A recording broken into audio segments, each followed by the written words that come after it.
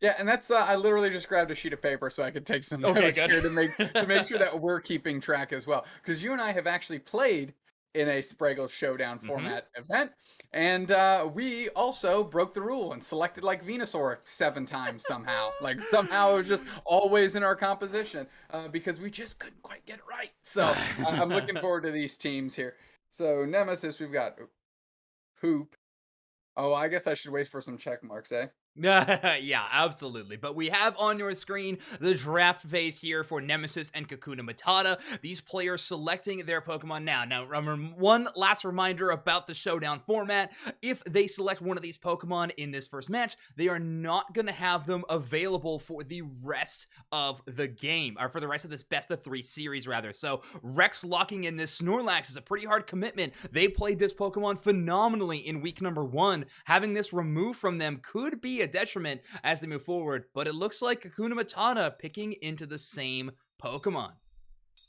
Yep, and I am trying to write down as these things are checked. So Maybe a uh, screenshot. We'll figure it out. We have good systems in Unite Mics. We just need time to iron them out. That's all. yeah, that is not what we've been known is our amazing ability to do the minor things correct. Here we go, though. Nemesis is going to be on the left-hand side of your screen wearing purple. Of course, that puts Kakuna Matata on the orange side here. A lot of similar schools of thought. Both Lax is coming out early. Mm. Junction going with Zarina. Fui going with Machamp, and of course, trying to keep that Zarina alive for them later. Chaotic on Talonflame, which is a character that we know that they're incredibly strong with, Yeah. and is kind of an edge to the showdown format, saying, hey, this might not be the #1 Pokemon, but I think I'm good enough here to leverage this into a winning position. Yeah, let's see where they decide to take us. It's immediately into the central area. Now, Talonflame and Snorlax, both Pokemon we have seen so often be the front runners for this invasion strategy moving into the enemy central area. But this time around, it seems like it's Rex and JL, double experience share, getting that movement speed headed into the other area. Yeah, Mr. Mime actually cutting them off, and look at this little pincer maneuver by the Snorlax coming through, going to try and help build some pressure here. As poor Dratini is like, I'm just trying to do my best. I've got my headgear on. I'm trying to just get through this battle in short order, and I think that's Relic that's taken out by the Dratini, a great Pokemon to get that experience. Yeah, Rex did buy a lot of time, though. That means that Fui was able to get in some Aeos energy and get those attack weight stacks very early. A Machamp in the hands of a player of the caliber of Fui is a terrifying sight. This Pokemon can take over against the Unite move, one of the most powerful in the game if leveraged in the right way. A tough one to land properly. Wurlitz may be the best example of that, but it is a great, great Unite nonetheless. Without a doubt. Look, you see just, I think that's Fui hanging out, just hiding out, trying to jump on somebody. And of course, the Mew being able to shoot solar beams across the screen and getting it so early as compared to his counterpart. But there we go. Chaotic getting KO early with the little Fletchinder there and going to be able to get the Talonflame already level 6. And that's a great spot to be here at this point in the game. Yeah, a huge commitment in the bottom path there from the side of Nemesis. Kakuna Matata doing the inverse, committing 4 Pokemon there towards the top path to try to get some goals in early. A breaking of that top goal zone with the threat of new and improved Regieleki has definitely become a much more popular strategy on Theia Sky Ruins. Oh, that's without a doubt. And you say, but playing very far forward is Chaotic right into the face of this Mew as they're trying to keep them off their goal zone here. As the 8-minute mark, we approach it. We switch over, and that's tons of pressure on Spodyak here as they're trying to get out, but they're getting bullied hard. JL's kind of being relentless here as they're trying to get on there, but they get to the goal zone just in time to get a little bit of HP buff and defense, of course. No, of course, of course. We actually have a tied game. I don't think we have that too often here in Pokemon Unite, but a 61-61 stat line. Rex with a big invade, followed up with a fly, and just too much burst damage for that Pokemon to be able to get away. Nemesis sorting out a little push here, but here comes Lax to play the defense. Exactly what it's looking to do. Maybe an offensive lineman, just push him out, try to get a pancake here, but the rest of the squad isn't following through. Mr. Mime hanging out, and that's going to be the impetus. That's a player I'm looking for Kakuna Matata here. They've unleashed one of the strongest Pokemon in the game right now early in the face of none of the ones that we would list as the strongest ones for Nemesis. So it's Mr. Mime time. It's definitely showtime if you're Kakuna Matata. Yeah, absolutely. Chaotic takes a lot of those early birds there away from Flame Jam. That is going to be a huge amount of experience. They've almost ticked over to level 9 already. That Talonflame Unite move comes up very often. Doesn't pack a lot of punch in terms of damaging power, but displacement you have, it is an incredible tool. Yeah, that's without a doubt. They're still playing pretty reserved. Not a lot of big time engagements between these two squads. There's a Registeel down there. Of course, that's one of the stronger ones of the basement Reggies, as I like to call them. As Arena's running around with low HP, and JL might be able to sort this one out if they can. Oh, and they do. They do get the big time KO on them. That's 2 players down on Kakuna Matata. Mime trying to sort this thing out very quickly as Regieleki was taken by Nemesis as well. Or excuse me, taken by Kakuna Matata. Yeah, Kakuna Matata trusting their power pick of Mr. Mime here in game number 1 to buy enough time for the Regieleki knockout. It does happen. This goal zone goes down to 1 health left. A Spodyak dunk at the 39 over dunk there as much as possible in this early game. That is huge. Our Trio has a Unite move, but it gets stopped by an unstoppable trigger, but Chaotic comes in to clean up the damage. Yeah, not a bad look of support there by Nemesis. Opposing goal zones have been knocked out for Nemesis and Kakuna Matata, respectively, each taking one down. These score lines are close, and these teams understand that it's all about defense. Pick your spots when you're going for it. And, of course, I think that's a little goal-getter Chaotic getting some points in a short order, as they're carrying both buffs as well. Now, I was just going to mention, we haven't talked too much about the goal getter coming here from Chaotic, but it is keeping them up in the scoreline. Despite a huge overdunk from the side of Kakuna Matata, Nemesis, it still has the point lead, albeit very, very small, but still, that advantage is something that they can leverage a little bit later. Another stop with an unstoppable to stop our Trios Unite. That's exactly what you're looking for. Spodyak's way low. There's no way they get out of this as they roll back to the goal zone just in time to pick up shields and HP. That's a huge block by Snorlax. Is the counter engagement going to happen? There's one player down for Kakuna Matata. Snorlax is taking a nap right in the middle there after they're using their Unite move. They're going to see if they can convert onto that. But I mean, that Mew's chucking solar beams into the guts of this Nemesis squad as it's just Snorlax trying to buy some time. They get KO'd, and really all they were doing there is letting the rest of Nemesis run for cover.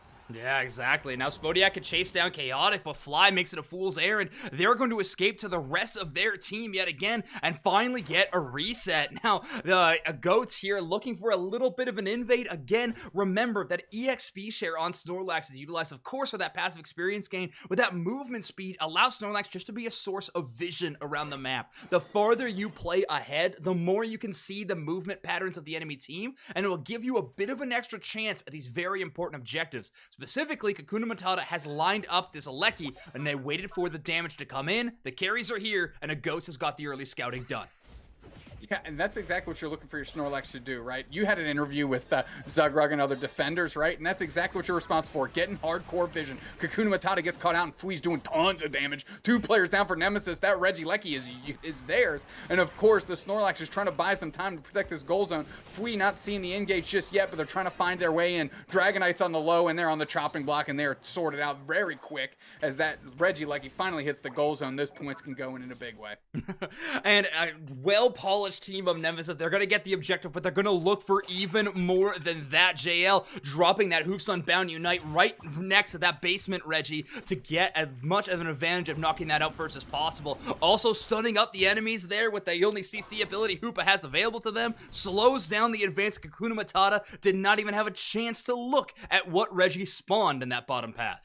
One of the definite advantages of Hoopa there is the ability to do that. That Unite move is amazing to get your players across the map, which allowed Nemesis to do a bunch of other static, just throw a bunch of wrench at Kakuna Matata's plans, cause them to rotate too late, not even have a chance on that objective.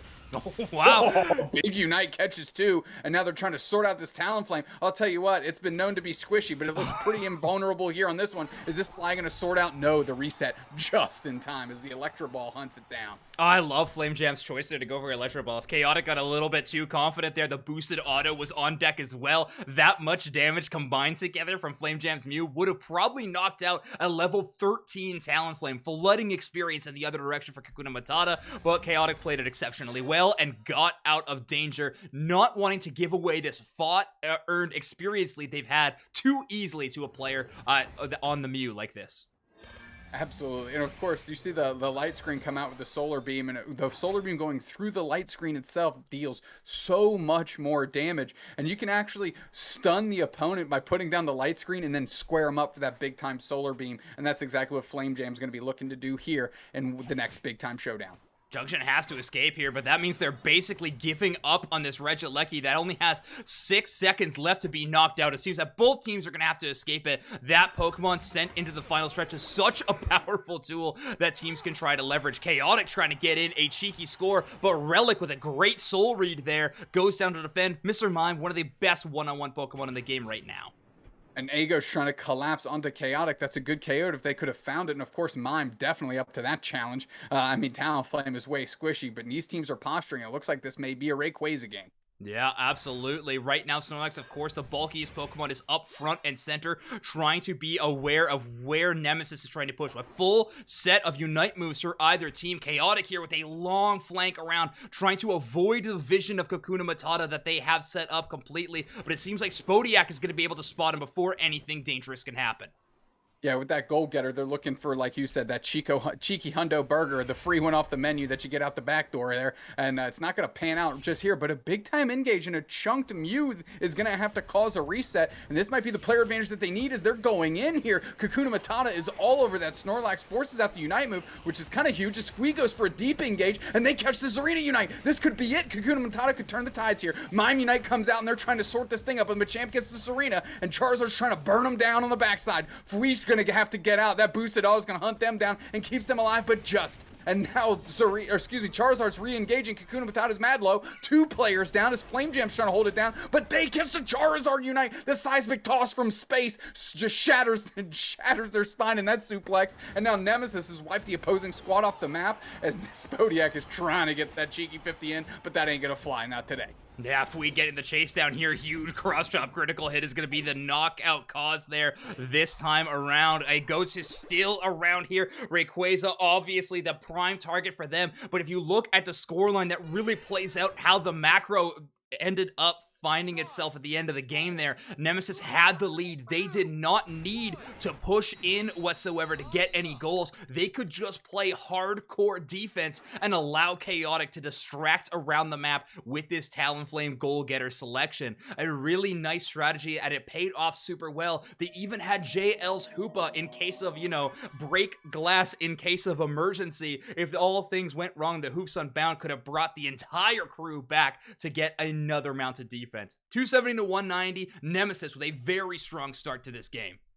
A close game and shows exactly what's different about Thea Sky Ruins versus Remote Stadium.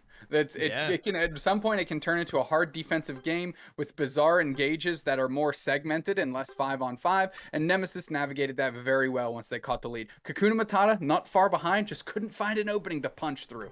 Yeah, exactly. You see there, kind of middling damage, but from both teams. Very patient, very defensive game. A very low score as well, 270 to 190. Both these teams really seem to be measuring each other in this game number 1. Nemesis came out on top this time, but I'm excited to see, in terms of Pokemon selection in the Showdown format, what Kakuna Matata tries to take into game number 2.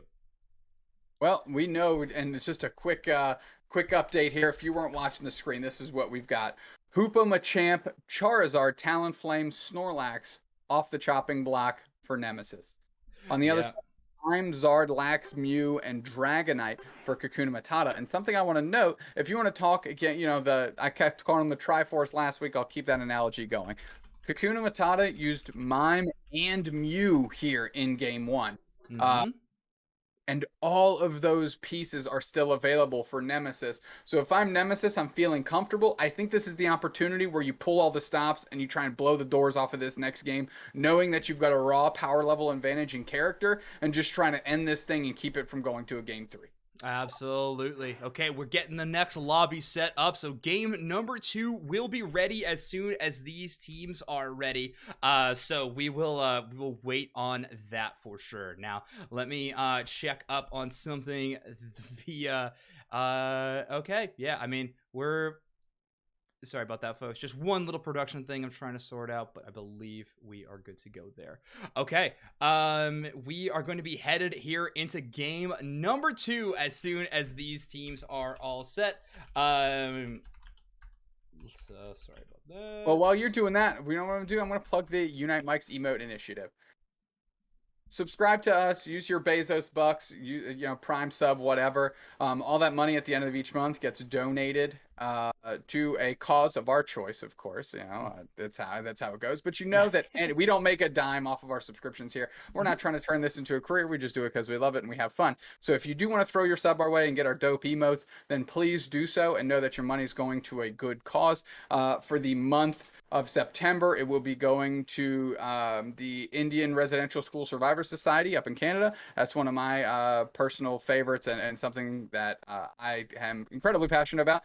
So we donate to them fairly often. But if you want yours to be counted for October, please subscribe and you'll be included in that. And of course, like I said, all our dope emotes. So something to consider. Like, I don't know, if you got a Prime sub laying around, throw it our way and just know that that money is going to a good cause. There you go. Absolutely. Yeah. Every time you goes to making the world better. And that's what we want to accomplish here. Absolutely. All right. Well, teams are ready. Let's jump into game number 2. So no draft like we had last week, but we do have an interesting choice when it comes to Pokemon selection. Of course, exclamation mark showdown will tell you what we are playing in our matches, so forth. But you're going to see no Pokemon from either team be a repeat for that individual team, of course. Now, Mime and Mew were taken from Kakuna Matata in that first game. I'm interested to see if Nemesis goes over to either of those selections. I don't know how much Mew Chaotic has been playing. It definitely seems like the player on this squad that would be picking up that role, but instead has highlighted the Delphox right now, double glasses and energy amp. I love the Delphox pick. I think it feeds directly into what Nemesis is trying to do. Looks like JL is going to lock down that Blissey. But the rest of the team looking to get big. Our trio might be sandbagging the greed and goes with T-Tar. You got to love to see that. Ooh. I feel like we didn't get to experience T-Tar too much. So I'm glad that they're in the mix.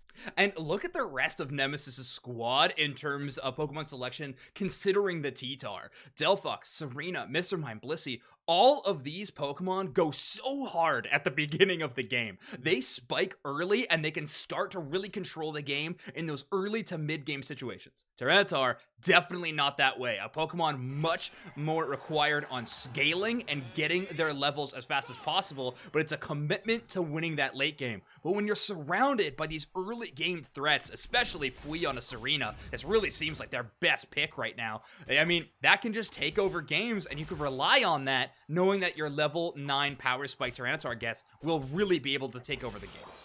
We have to highlight the very unique switch of strategy. No invades, 1-1-3, kind of classic old school UCS Season 1 stuff, as the Machop right now runs right past, and Flame Jam's going to try and play some defense on this goal pad because there's 2 in his face.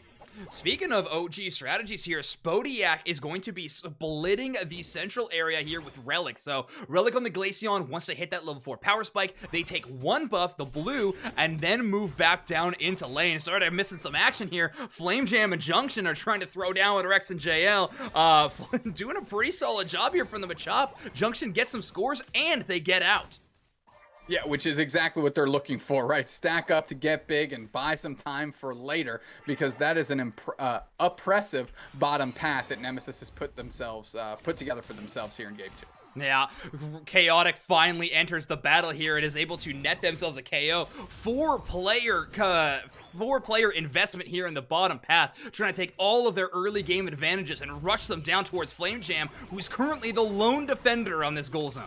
Lone defender and level 3. Not going to do a lot of damage. The fuzzy little Roomba doing their best here, but in the tide of 4, it's not looking too great as that Machop turns into a Machoke and they're ready to go for Kakuna Matata. They get themselves some KOs. Junction's trying to make it happen, but who else but Mime to shut it down? Yeah, Rex is going to get in your face so often with that. I mean, the evolution immunity frames there you gain definitely saved you for a couple seconds, but that just gave Rex more time to charge up their boosted auto and stun you in place.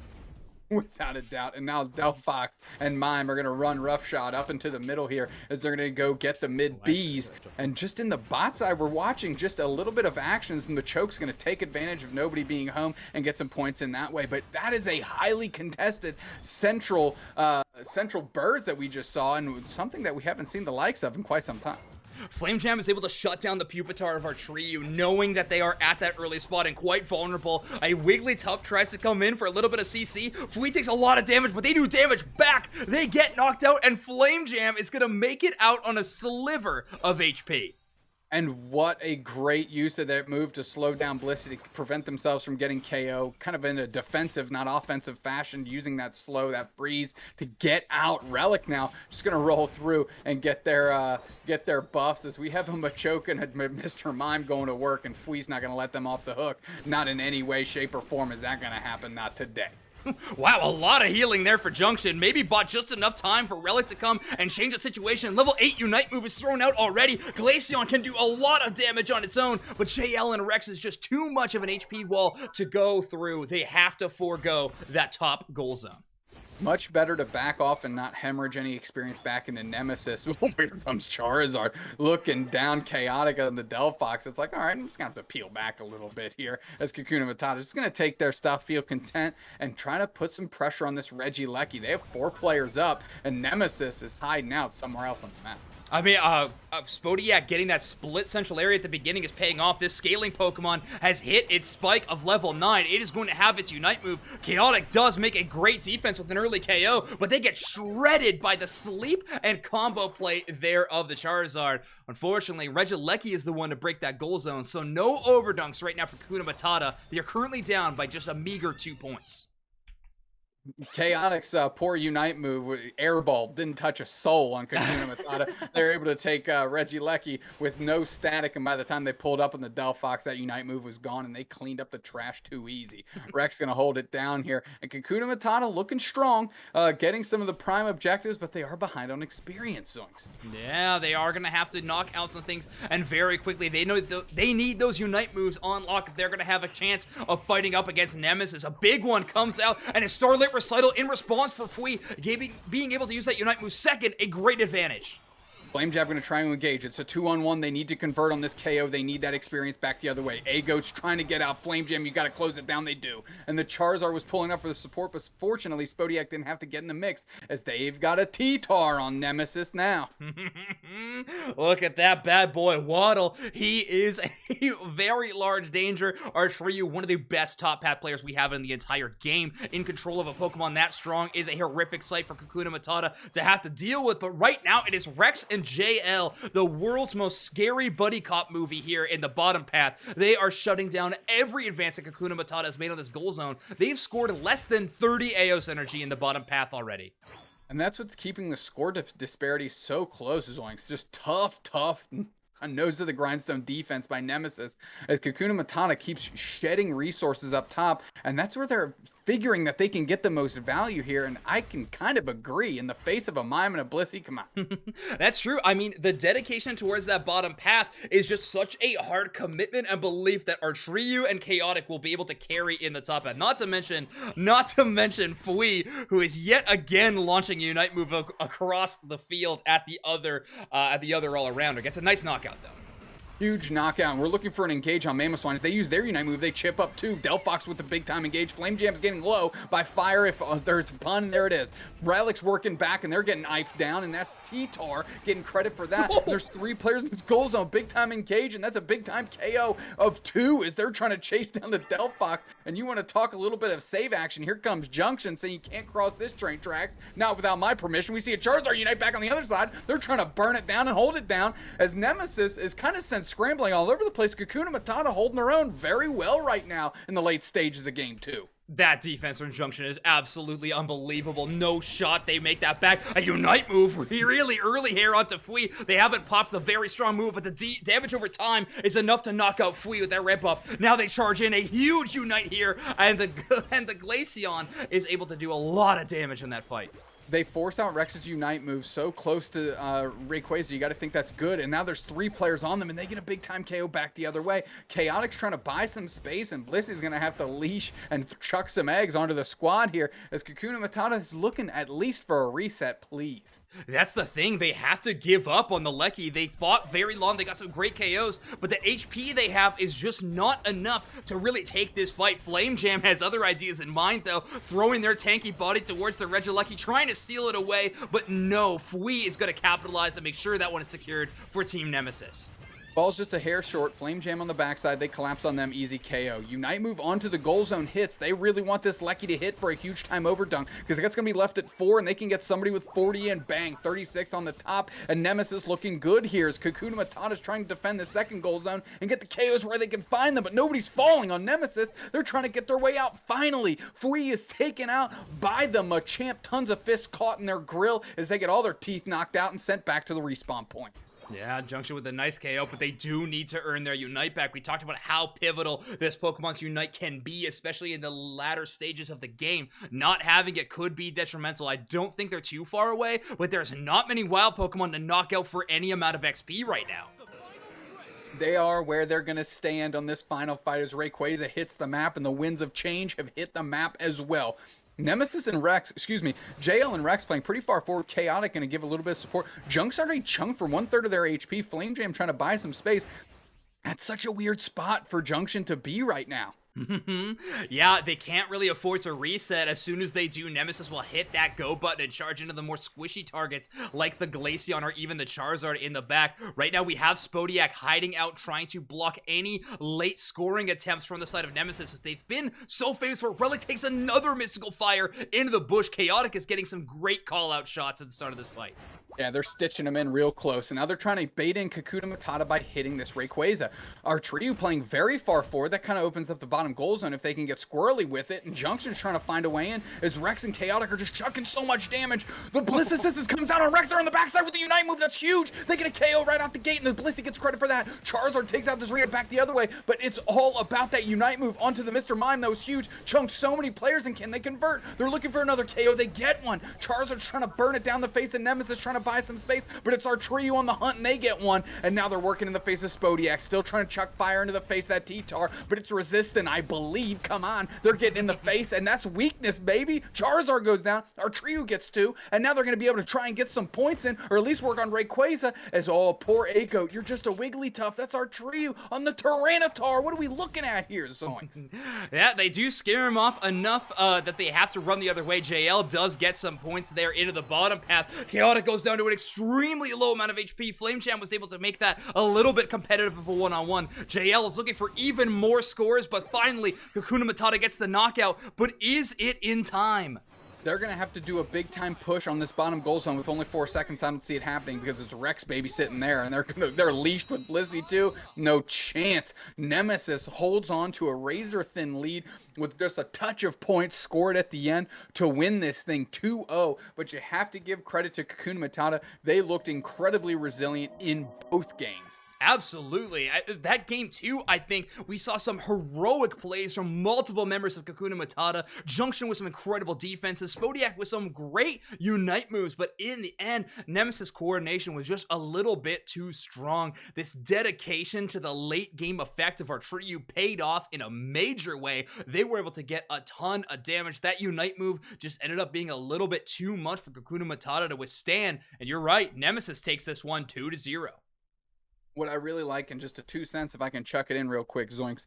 Junction eyed down theee, saw that they had a marginal advantage on them all game, and focused them down. How many times did we see Junction go straight after theee? Time and time again. And theee is such a strong Zarina player. They identified that, and they tried to come up with a plan to shut it down, and that's the most anemic scoreline I've seen out of theee in a long time. So their strategy worked. They just couldn't quite convert on it to get themselves a Game 2 win. Yeah, if I'm going to put a medal on anyone's chest here for game number 2's victory, I think it's going to be on the bottom path duo of Rex and JL. They were, oh, I got to update that bracket command. Oops. Sorry, chat. I'll fix it in a second. But yeah, Rex and JL playing a really phenomenal defensive game plan in that bottom path. Like we mentioned, it was 5 minutes before any serious amount of goals were ever scored in that bottom path goal zone. I know Kakuna Matata wasn't focusing it too often, but whenever they tried for a push, Rex and JL shut them down every time. What a good look by Nemesis. And Nemesis is another best of 3 away from keeping their Unite Mike's Mayhem streak rolling. Hmm. And what sits at the end of this one is another $100. Of course, the glory, the invite back, and the choosing the rule set. And Nemesis would like to keep that train rolling for themselves. Of course, yeah, we definitely have a lot to look forward to. Nemesis has even more, but we have another great game coming up very soon. We're going to have GT versus Wasted Potential. I'm going to throw it to a very quick break, and we'll be back soon with more Unite Mike's Mayhem action. Gotta catch 'em all.